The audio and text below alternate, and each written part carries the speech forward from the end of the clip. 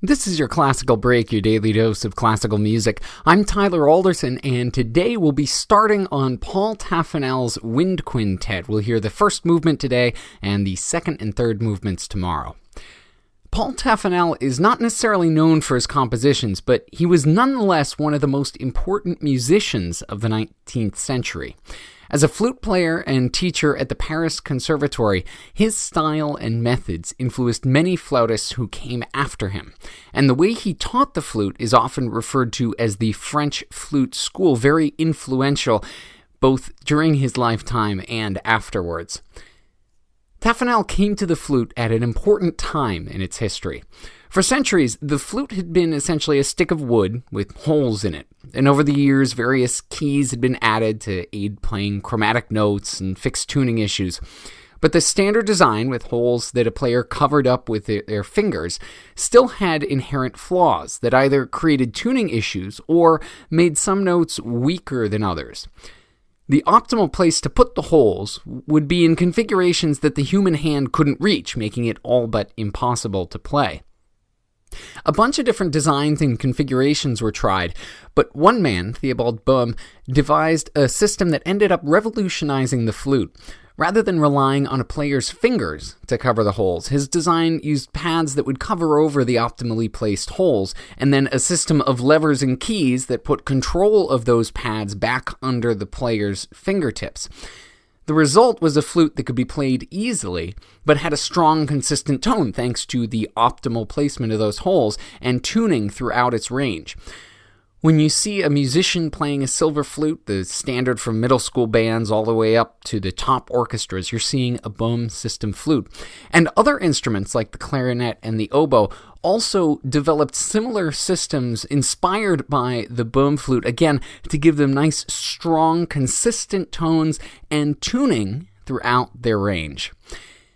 All of this was happening while Taffanel was growing up, meaning that he was part of the first generation to learn the flute with this new system. He would go on to write a complete method for the Boehm flute, which became the book in French conservatories. It advocated for a stronger, or more full in his terminology, tone and style of playing that made an instrument that can be thought of as kind of light and airy into an assertive member of the orchestra. Parisian audiences liked their woodwinds bold, and as you'll hear in this piece, Taffanel delivered. He actually wrote this for a competition, judged by some of the top composers of the day. It makes full use of the technological advancements of his day and wind instruments, giving each player plenty of solo moments and winding chromatic passages. The first movement has a driving energy to it, and Taffanel plays with various combinations of instruments playing in duet or trio. Winds have much more of a range of tonal quality than strings, each instrument with its own unique sound, and Taffanel exploits that to give this quintet some wonderful color. Here's the Soni Ventorum Wind Quintet with the first movement of Taffanel's Wind Quintet.